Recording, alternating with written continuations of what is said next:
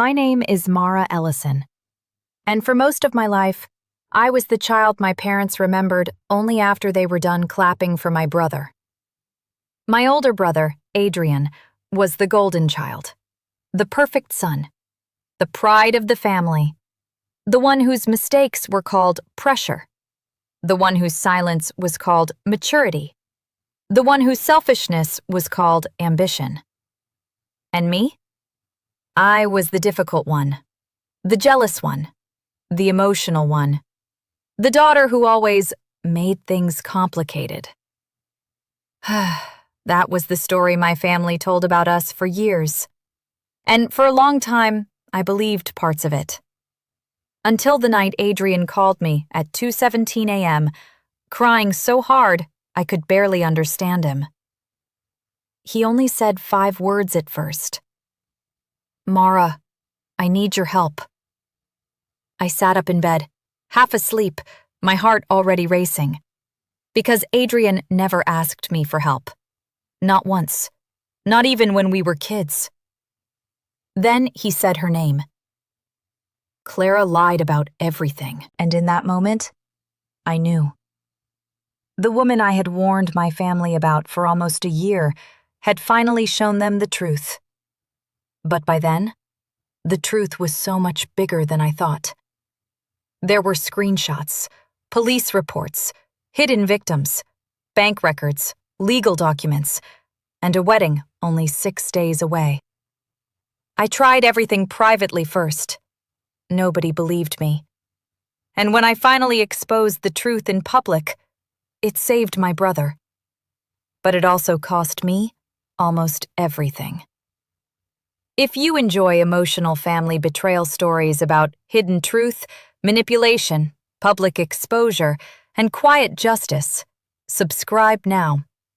Because this story still hurts to tell. And maybe telling it is the only way I can finally stop carrying it alone. I grew up in a house where love had conditions. Nobody said that out loud, of course. People rarely do. From the outside, my family looked normal. My father was a respected high school principal. My mother volunteered at church, baked pies for neighbors, and always remembered birthdays. My brother Adrian was the star. Good grades, good looks, good manners in public. He played piano, won debate competitions, got scholarships. People loved him before he even finished speaking. And then there was me. I was quieter, more observant, less polished. I noticed things people tried to hide. That made adults uncomfortable. When I was 8, I noticed Dad only praised Adrian when guests were around. When I was 10, I noticed Mom cried in the laundry room, but smiled at dinner. When I was 12, I noticed Adrian only apologized when someone important was watching. Every time I pointed things out, I was told I was sensitive, jealous, too emotional. Eventually, I learned something painful. In families built around appearances, the truth teller becomes the problem. Adrian was not a bad brother when we were young. That's important. He was not cruel in the obvious way. He could be funny, protective sometimes. He once walked me home after a group of older boys mocked my glasses. He once gave me half his lunch when I forgot mine. But the older we got, the more our parents' favoritism shaped him. He didn't have to fight for love. He only had to exist. I had to earn mine. And when children grow up like that, resentment doesn't arrive all at once. It gathers quietly, small moment after small moment. Birthday cakes with his favorite flavor, family vacations planned around his competitions, my achievements praised quickly, then redirected back to him. "Mara got an A in English," Mom would say. Then Dad would smile and add, "Adrian got invited to the state finals." And just like that, my moment disappeared.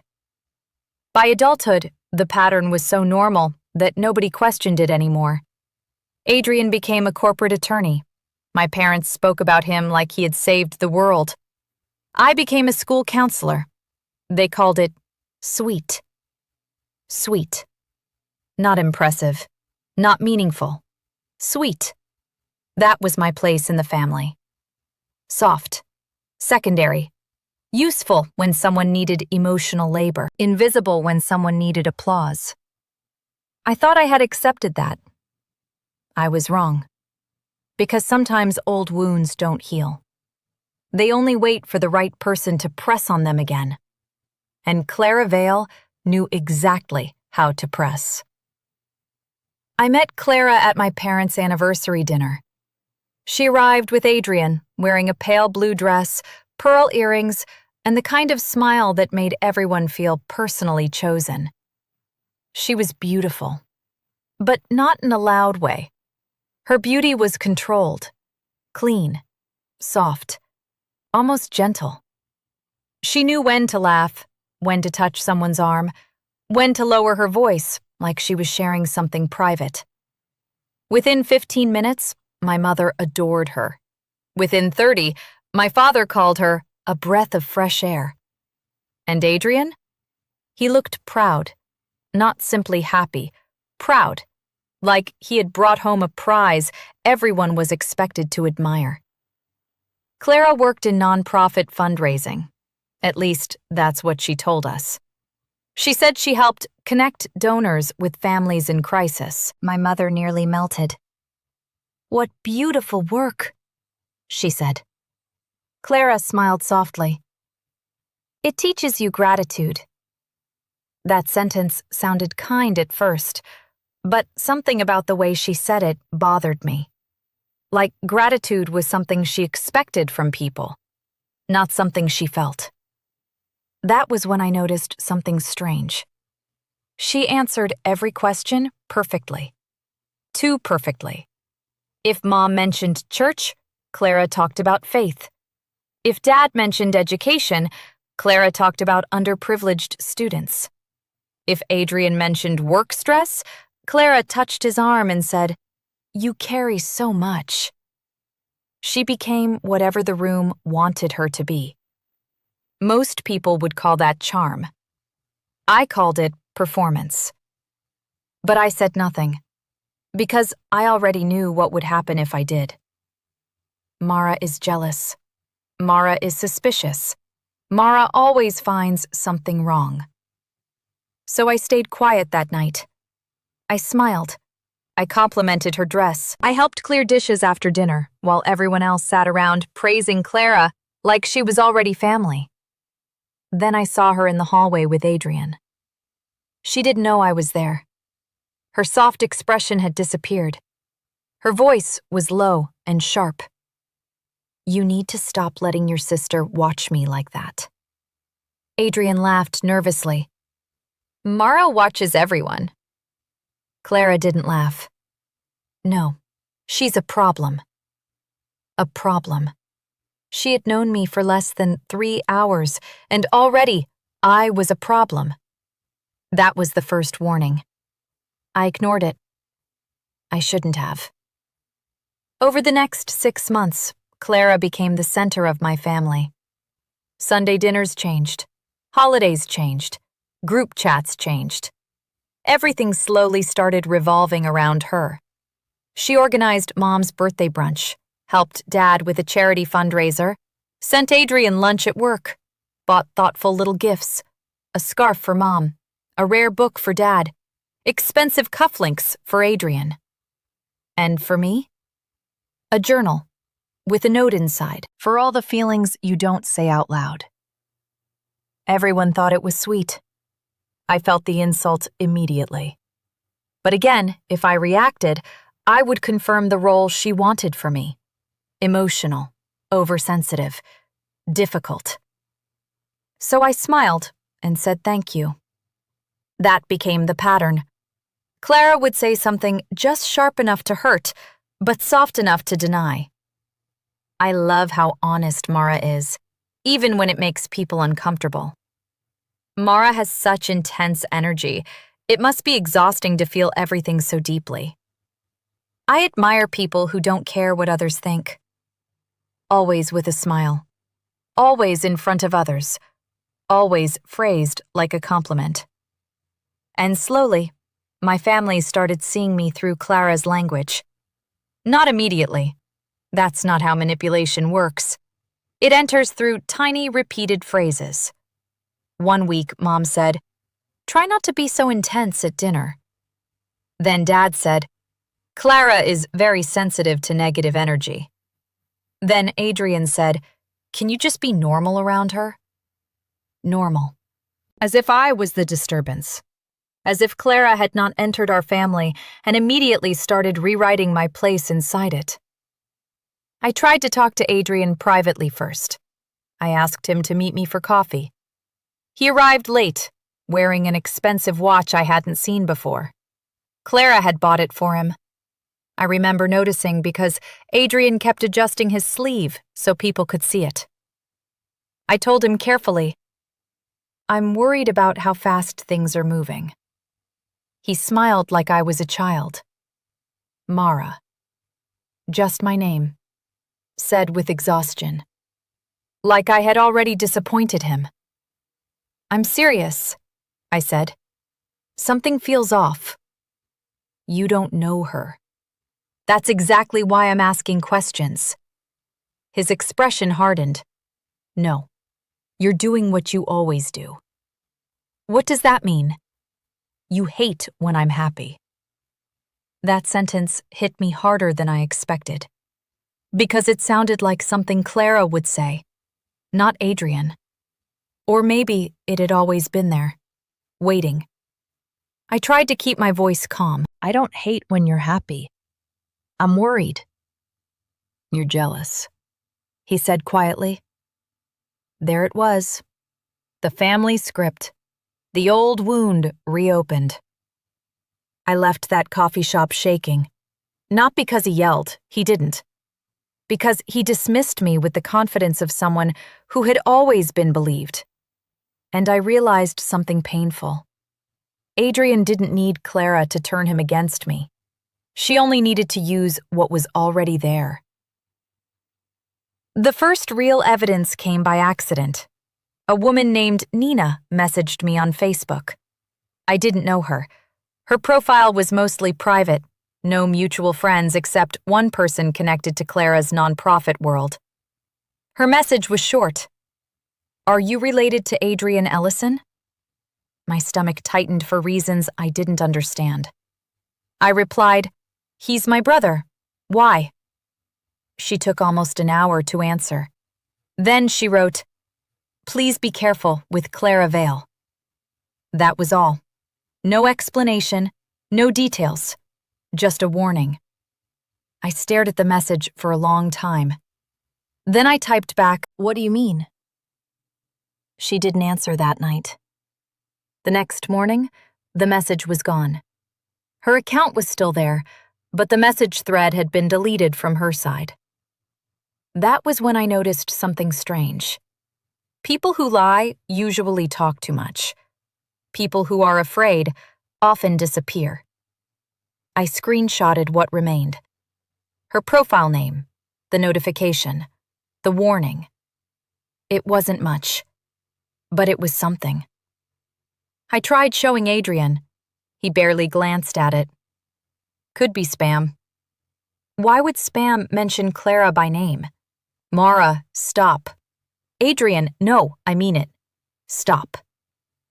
His voice was flat, cold. Then he said something that truly hurt. "You need help." I sat there stunned. Because it was one thing for my parents to dismiss me. It was another thing for my brother to look at me like I was unstable. I tried talking to Mom next. That was my second mistake. She listened quietly while folding towels in the laundry room, then sighed. "Honey, I know this is hard for you." "What is hard for me?" "Seeing Adrian move forward." I stared at her. "Mom, this isn't about him being happy." She gave me that soft, pitying smile parents use when they have already decided you are wrong. "You've always felt things deeply." That sentence made me feel 10 years old again, standing in the living room while everyone told me I was overreacting. I left without finishing the conversation. Nobody believed me, and the worst part was, I didn't have enough proof yet. Only a warning, a feeling, and a lifetime of being labeled difficult. Clara and Adrian got engaged 3 months later, at a restaurant rooftop. Candles, string lights, a photographer hidden behind plants. The whole thing looked like a magazine spread. My parents cried. Clara cried. Adrian cried. I smiled in the pictures because that's what families do when the camera is pointed at them. But inside, I felt dread. Not jealousy. Dread. There is a difference. Jealousy says, I wish that were mine. Dread says, something bad is coming. Nobody cared about that difference. After the proposal, Clara hugged me tightly. Too tightly. Her lips brushed near my ear. Try not to ruin this for him. Then she pulled back, smiling for the photographer. The picture captured us perfectly. Her glowing, me frozen. Later, my mother said, "You could have looked happier." That was when I realized Clara had already won the first battle. She didn't need to prove I was bad. She only needed to make me look uncomfortable beside her happiness. And she was very good at that. The wedding planning became a slow nightmare. Clara insisted she wanted me involved. Publicly. In front of everyone. "Mara has such a good eye," she said sweetly. Privately, she excluded me from everything important. Changed meeting times. Forgot to send me addresses. Told vendors I was overwhelmed. Then, when I missed things, she looked hurt. I just wish Mara wanted to be part of this. My mother started calling me ungrateful. Dad said I needed to set aside old resentment. Adrian barely spoke to me unless Clara was nearby. And when he did, he repeated her words like a script. "Why can't you support us? Why are you making this hard? Why do you need to be the victim?" That last question stayed with me. Because people who hurt you often accuse you of wanting attention when you finally react to pain. I tried everything first. I tried being polite. I tried asking questions gently. I tried apologizing when I hadn't done anything wrong. I tried staying away. Nothing worked. Because Clara didn't want peace. She wanted control. And control requires an enemy. In our family, that enemy was me. Then Nina contacted me again, this time through email. The subject line was, "Please read before the wedding." My hands shook before I even opened it. The email was short, but terrifying. Nina wrote that she dated Clara's ex-fiancé 3 years earlier, after Clara had already left him. She said Clara had drained his bank accounts through charity campaigns, accused him of abuse when he questioned missing money, and convinced his family he was unstable. There were police reports, civil complaints, a restraining order request that had been denied, financial records, screenshots. But Nina said most people didn't believe him because Clara was too kind in public. At the bottom of the email she wrote, "She finds families with image problems. Then she becomes the perfect daughter-in-law. Please don't underestimate her." I read that sentence 5 times. Image problems. My family had plenty. A golden child, a scapegoat, parents obsessed with reputation, a brother who wanted admiration more than truth. Clara hadn't randomly chosen Adrian. She fit into our family system perfectly. I replied immediately. "Can we talk?" This time, Nina answered. We met 2 days later at a quiet diner, 30 minutes outside town. She looked exhausted. Not dramatic, not unstable. Just tired in a way I recognized. The tiredness of someone who had told the truth and been punished for it. She slid a folder across the table. "I don't want to be involved," she said, but I couldn't watch her do this again. Inside were printed screenshots, bank transfers, text messages, police report numbers, names, dates. The truth was bigger than I thought. Clara had been connected to at least 2 men before Adrian, who claimed financial manipulation, false accusations, and social isolation from family. Not convicted crimes, not neat movie villain evidence. Real life is messier than that. Some cases had no charges. Some were settled privately. Some victims simply disappeared from the fight because they were too exhausted to keep proving themselves. That made the evidence more believable, not less. Because real manipulation rarely leaves one perfect smoking gun. It leaves patterns. And patterns tell the truth when people refuse to. Nina looked at me and said quietly, "If you expose her, they'll blame you first." "I know." "No, you don't," she said. "People like Clara make sure the truth looks cruel when it comes out." I didn't understand that fully yet. I would. I started collecting evidence quietly. Screenshots, dates, names, financial records, archived web pages, public court records. I didn't hack anything. I didn't break into accounts. I only saved what was sent to me or publicly available. Because I knew if I crossed a line, Clara would use it against me. And honestly, part of me still hoped I wouldn't need to use any of it. I wanted Adrian to listen privately. I wanted my parents to pause. I wanted one person in my family to say, "Mara, maybe you're right." Nobody did. My third attempt to warn Adrian happened 2 weeks before the wedding. I asked him to meet me at a park near our childhood home. No Clara, no parents, just us. At first he refused. Then he agreed, probably out of guilt. He arrived wearing sunglasses even though the sky was cloudy. He looked tired, thinner. But when I asked if he was okay, he laughed it off. "Wedding stress." I handed him the folder. "Please just look." He didn't open it. "What is this?" "Information about Clara's past." His jaw tightened. "Mara." "Adrian, please.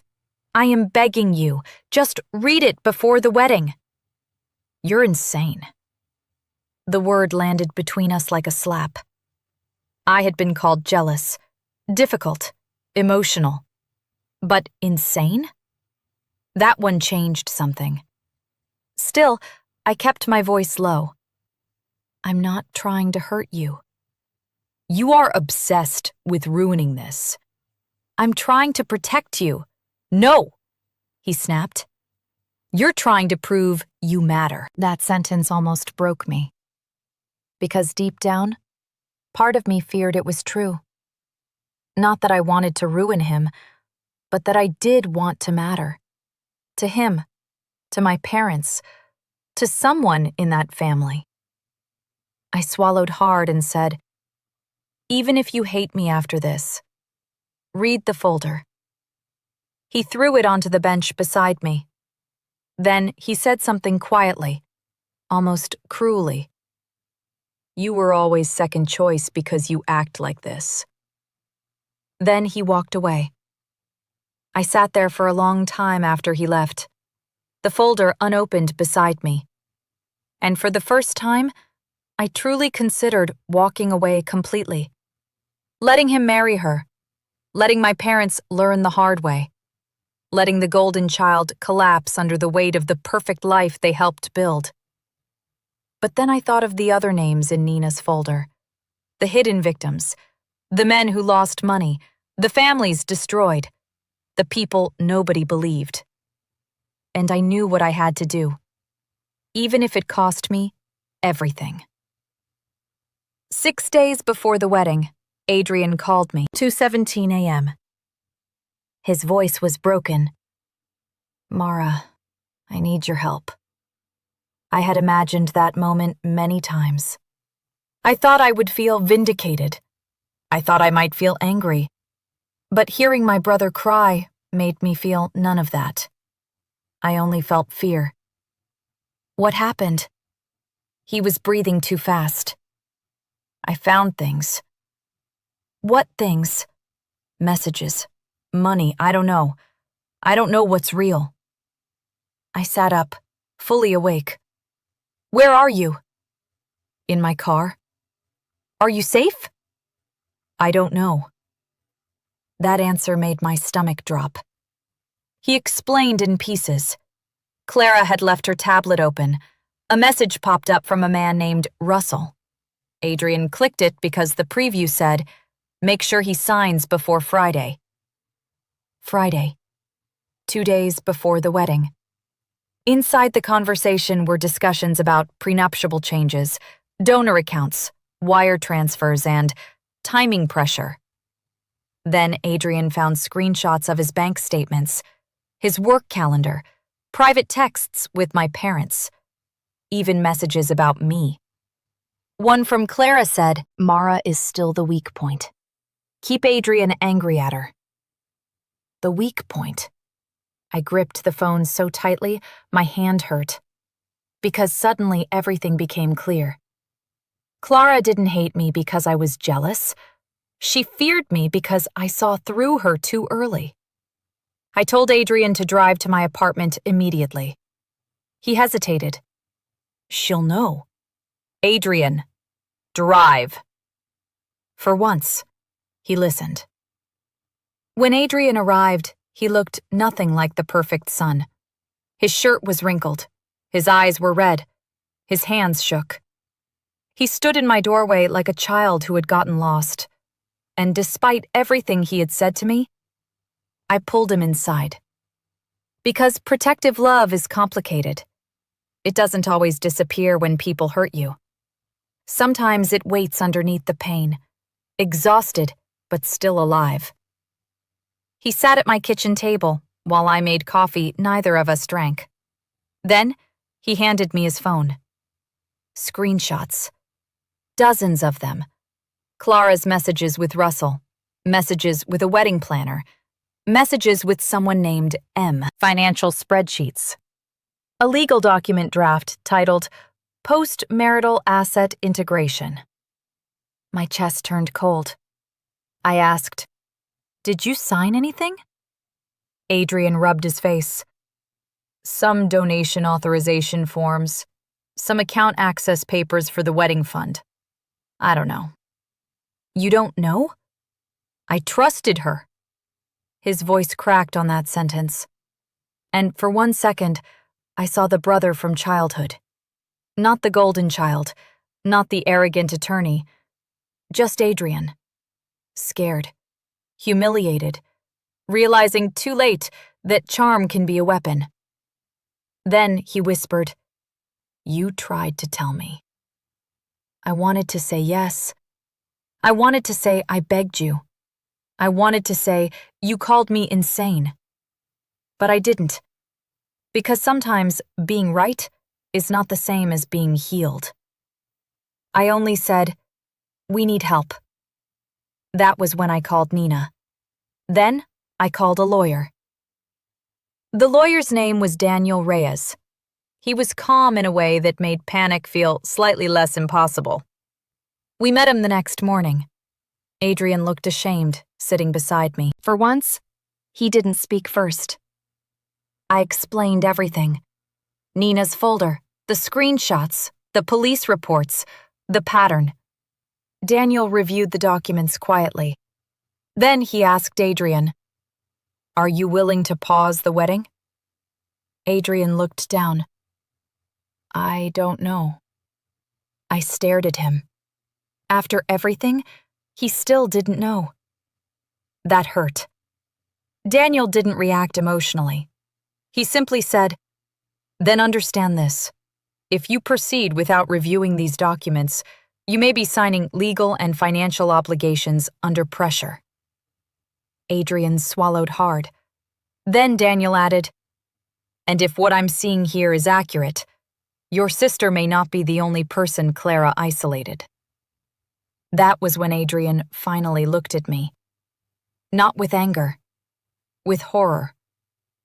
The truth was bigger than he thought, too. We spent the next 2 days building a timeline. Clara meeting Adrian, Clara bonding with my parents, Clara isolating me, Clara pushing wedding speed, Clara asking about assets, Clara creating urgency around legal documents, Clara privately messaging Russell about timing. Then Nina gave us another name, Thomas Reed, Clara's former fiancé. He had been quiet for years. Nina warned me he might not respond. But he did. His email arrived at 11:46 p.m. Subject line: "I wondered when she would do it again." Attached were police reports, bank statements, screenshots, a statement from his sister, and one photo that made Adrian go completely pale. It showed Clara standing outside Thomas's family home wearing an engagement ring, the same style ring Adrian had bought her.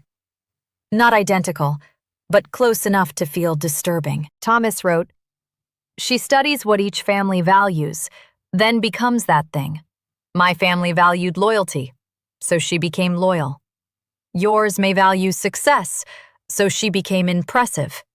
But eventually, she needs control." Adrian read that paragraph silently, then whispered, "She said Mara was controlling." I looked away, because I didn't trust my face. That was when I realized how deep this really went. Clara had not simply fooled him. She'd used the broken parts of our family like handles. She grabbed my parents' pride, Adrian's need for admiration, my history as the scapegoat, and she turned all of it against me. That level of manipulation doesn't happen by accident. It requires patience. And Clara had plenty. The 4th day before the wedding, I tried to warn my parents again. Privately. Even after everything, I wanted to avoid public exposure. I invited them to my apartment.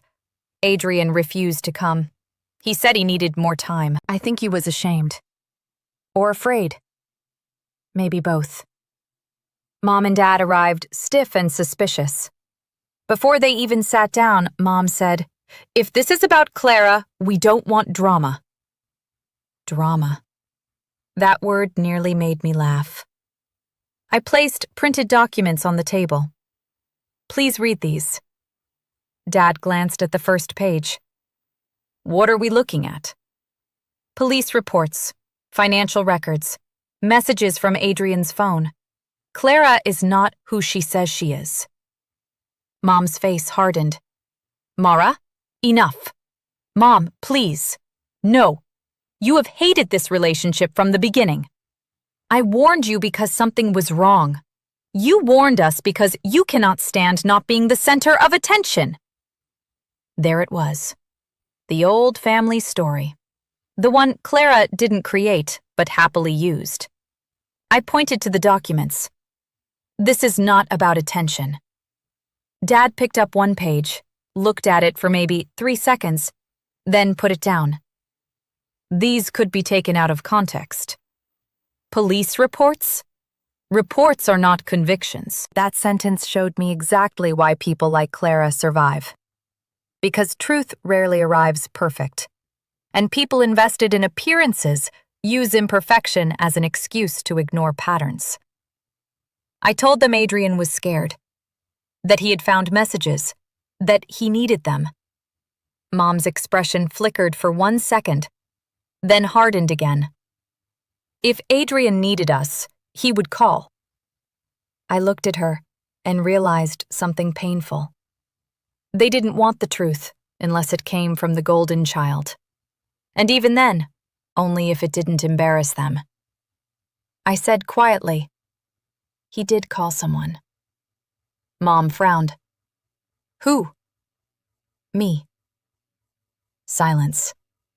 That hurt them more than the evidence. Not because Adrian was in danger. Because he came to me first. The second choice. The difficult daughter. The one they dismissed. Dad stood up. This conversation is over. And just like that, they chose the appearance of peace over the possibility of truth. Again. The wedding was 2 days away when Clara sensed something had changed. Adrian stopped replying quickly. He delayed a meeting with the prenup attorney. He told her he wanted to review documents independently. That was when her mask started slipping. At first, she cried. Then she accused him of not trusting her. Then she said my name. Of course she did. Mara got to you, didn't she? Adrian recorded that conversation legally under state rules, after Daniel Reyes advised him carefully. The recording was not dramatic. That made it more chilling. Clara's voice moved from wounded to cold in less than 2 minutes. She has wanted this from the beginning. Adrian said, This isn't about Mara. Yes, it is. She is broken. Your family knows that. Adrian went silent. Then Clara said, If you humiliate me now, I will make sure everyone knows what kind of man you really are. There it was. The threat. Soft, controlled, realistic. Not movie villains screaming, just social destruction wrapped in heartbreak. Adrian brought me the recording that night. He looked sick. She said she loved me. I nodded. I think maybe she loved what you gave her. He flinched. I regretted saying it immediately, even though it was true. Because truth can still hurt when spoken at the wrong moment. He whispered, Do you hate me? I didn't answer right away, because honest answers are sometimes complicated. Finally, I said, I hate what you let them do to me. He cried then, quietly. No performance, no golden child, just my brother collapsing under the weight of consequences. And I realized something painful. He had been both victim and participant. Clara manipulated him, but he still chose to ignore me. He still called me insane. He still let our family humiliate me. Both things could be true. That is what makes family betrayal so hard. People can be hurt and still hurt you. The night before the rehearsal dinner, Daniel Reyes found the legal document that changed everything. It was a draft post-marital agreement Clara's contact Russell had prepared. Buried inside ordinary language about shared financial planning was a clause giving Clara temporary management access to certain donor funds and family-linked accounts after marriage. Adrian said he had never agreed to that. But there were email drafts suggesting Clara planned to pressure him into signing during the wedding weekend. Timing pressure, emotional pressure, public pressure. Exactly like Thomas described. Then Daniel noticed a linked charity fund. The same charity Clara claimed she worked with. He traced public records, then financial filings, then donor complaints. Not major headlines, nothing dramatic, but enough to show a pattern of funds moving strangely through different campaigns. Some names matched people from Nina's folder. Hidden victims. Not all romantic partners. Some elderly donors. Some family friends. Some people too embarrassed to report publicly. That was the moment the story stopped being only about saving Adrian. It became about stopping Clara from hurting more people. And that terrified me. Because public exposure was no longer avoidable. I knew what I had to do, even if it cost me everything. The rehearsal dinner was held at an old hotel ballroom. 70 people. Family, friends, co-workers, Clara's nonprofit contacts. Adrian looked like a ghost when I arrived. My parents refused to look at me. Mom had texted earlier, "Please do not ruin your brother's happiness tonight." His happiness. Even then, even with warning signs everywhere. The golden child's happiness mattered more than the truth. I sat at the back near Nina and Thomas. They had both agreed to come only because Daniel Reyes said witnesses mattered. Not for drama, for safety, for truth. Clara entered wearing champagne silk and a soft smile. Everyone applauded. She looked perfect. That was her gift. She could stand in a room full of suspicion and still look like the injured party. Dinner began. Toasts started. My father spoke first. He praised Adrian's success, his character, his strength. Then he welcomed Clara into the family. "She has brought light into his life," he said. I watched Adrian lower his head. Then Clara stood. Her speech was beautiful at first. She thanked everyone, talked about love, second chances, family. Then her eyes landed on me, and I knew before she said it. She smiled sadly. "Not everyone has supported us." The room shifted. Adrian looked up sharply. Clara continued, voice trembling perfectly. "But love means choosing peace over bitterness." People turned toward me. There it was, public humiliation. The final trap. If I reacted emotionally, I would prove her right. If I stayed silent, the lie would harden forever. My hands shook under the table. Then Clara added, "I forgive those who tried to hurt this union." That was the moment something inside me went completely still. I stood up, not fast, not dramatically, just stood. The room went silent. My mother whispered, "Mara, don't." But I already knew. Private warnings had failed. Quiet evidence had been ignored. My brother was trapped. Other victims had been silenced, and Clara had chosen public lies one time too many. I looked at Adrian first, because this would hurt him too. Then I said, "I tried everything first." My voice shook, but I kept going. I tried to warn my family privately. I tried to warn Adrian privately. I tried to avoid this room. Clara's smile froze. My father stood halfway. "That's enough." "No," Adrian said suddenly. His voice was quiet, but firm. Everyone turned to him. He looked terrified, but he stood too. "Mara is telling the truth." The room erupted. Whispers, gasps. Clara's face changed for only half a second, but I saw it. Fear. Real fear. Then, Daniel Reyes walked forward from the back of the room. He didn't shout. He didn't perform. He simply placed a folder on the table in front of Adrian. "We have legal documents, police reports, financial records, and witness statements that raise serious concerns about proceeding tomorrow." Clara's voice broke beautifully.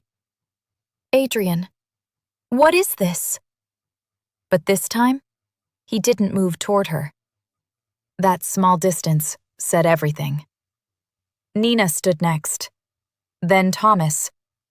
They didn't accuse wildly. They spoke carefully. Dates, messages, financial patterns, complaints, screenshots. Clara tried crying first, then denying, then saying I had manipulated everyone.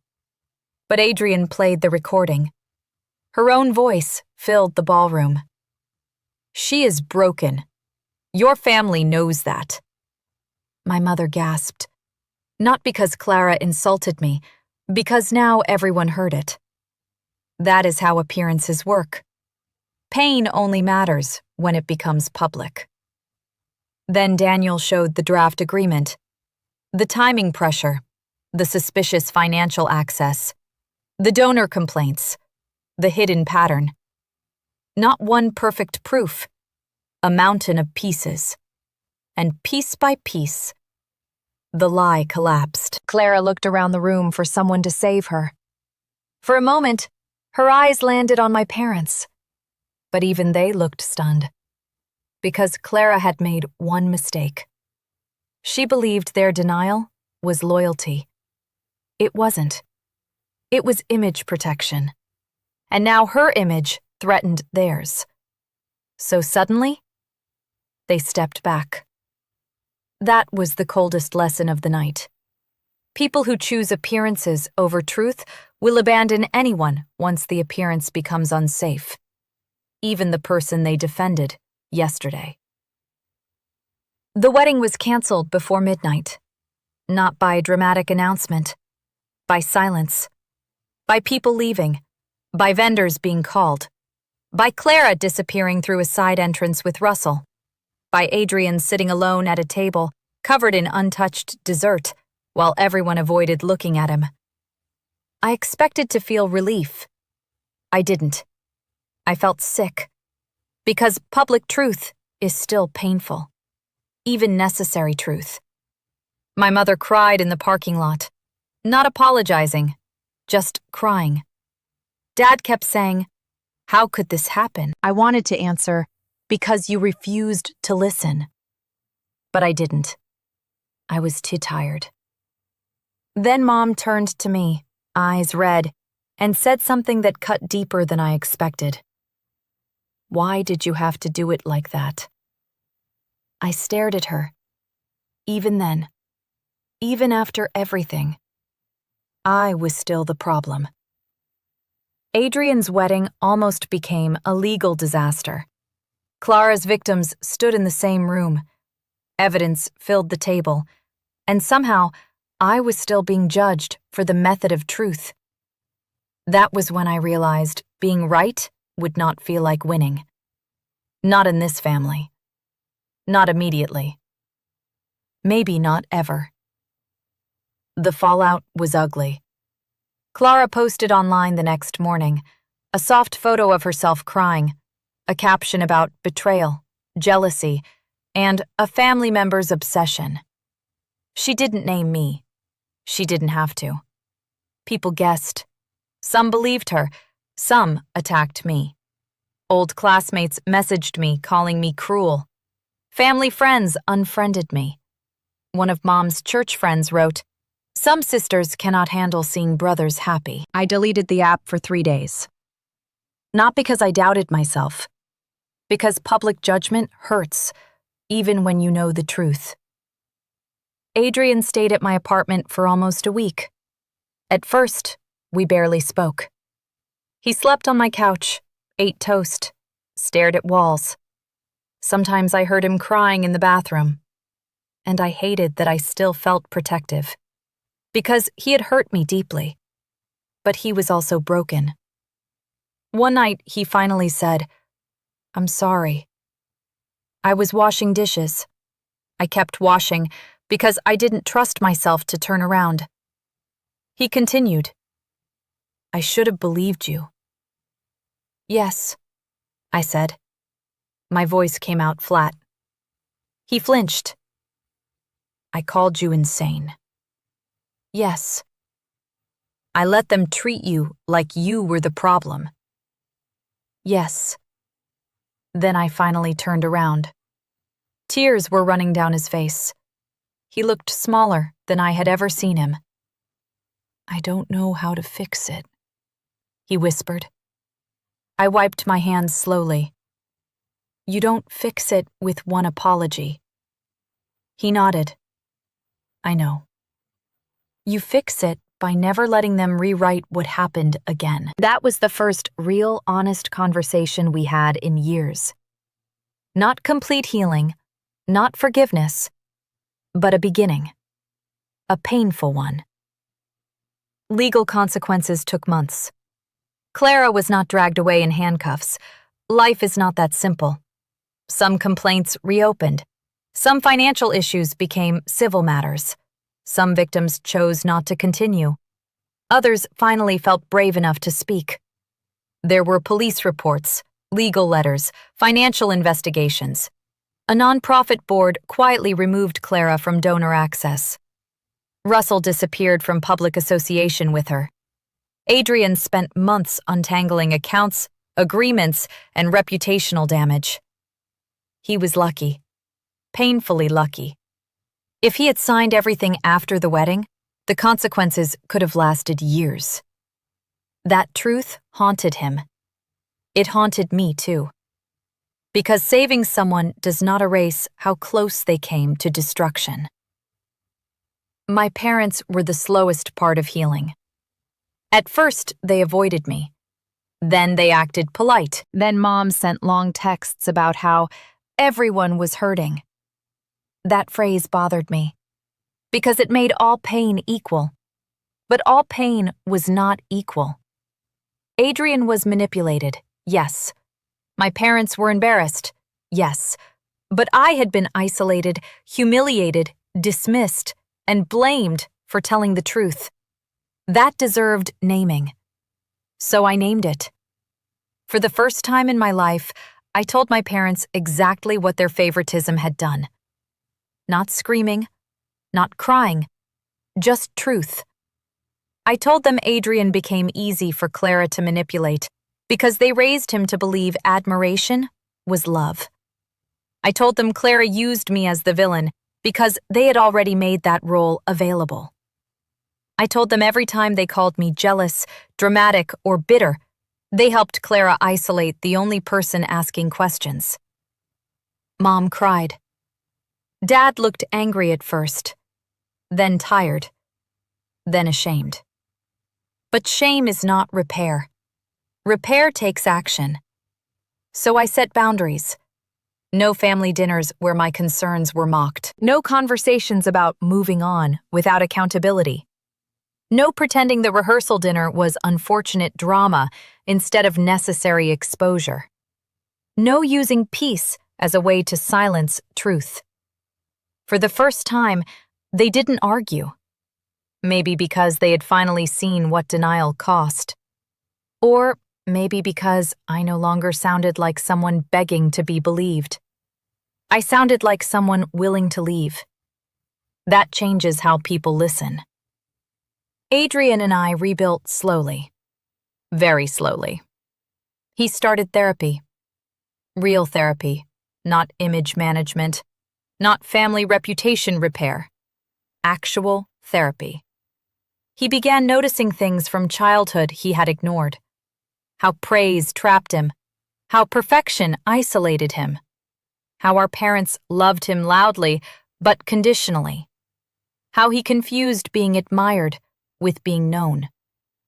One afternoon, months later, he came over with coffee. He sat at my kitchen table and said, I used to think being the favorite meant I was loved more. I stayed quiet. He swallowed hard. Now I think it meant I was allowed to be less real. That sentence stayed with me, because for the first time, I understood something too. Being second choice hurt me deeply. But being the golden child damaged Adrian in a different way. It taught him to perform, to win, to hide weakness, to choose people who admired the mask. Clara didn't create that wound. She found it and used it. That didn't erase what Adrian did, but it helped me understand it. Understanding is not the same as excusing. I had learned that the hard way. A year after the canceled wedding, my family gathered for dinner again. Smaller this time. No extended relatives, no performance. Just my parents, Adrian, and me. Mom cooked too much food because she always cooked when she didn't know how to speak. Dad was quieter than usual. Adrian looked nervous. Halfway through dinner, Mom put down her fork. "Mara," she said softly, "I need to say something." My body tensed automatically. Old habits. She continued, "We should have listened." Simple words. Late words. But real words. Dad added quietly, "We made you carry the blame because it was easier than questioning what we wanted to believe." I looked down at my plate because suddenly I was close to crying. For years, I imagined an apology would feel triumphant. It didn't. It felt sad. Because apologies cannot return years spent feeling invisible. They cannot undo humiliation. They cannot make childhood fair. But they can mark the first honest moment after a long lie. So I nodded.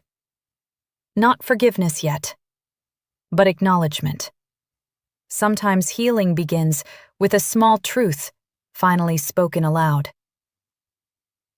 I still don't trust easily now. Maybe I never will the way I used to. But I trust myself more. That matters more. I learned that being calm does not mean being weak.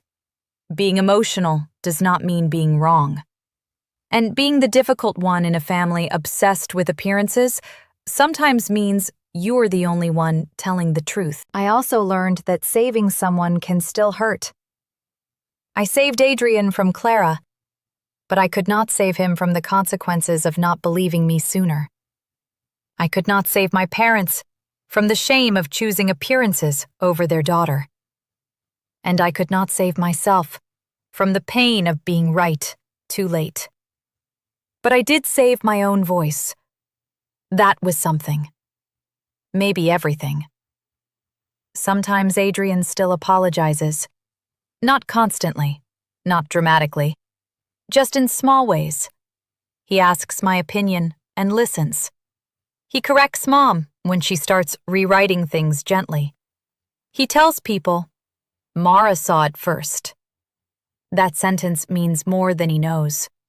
Because for most of my life, my family treated my perception like a flaw. Now at least one person understands. It was my strength.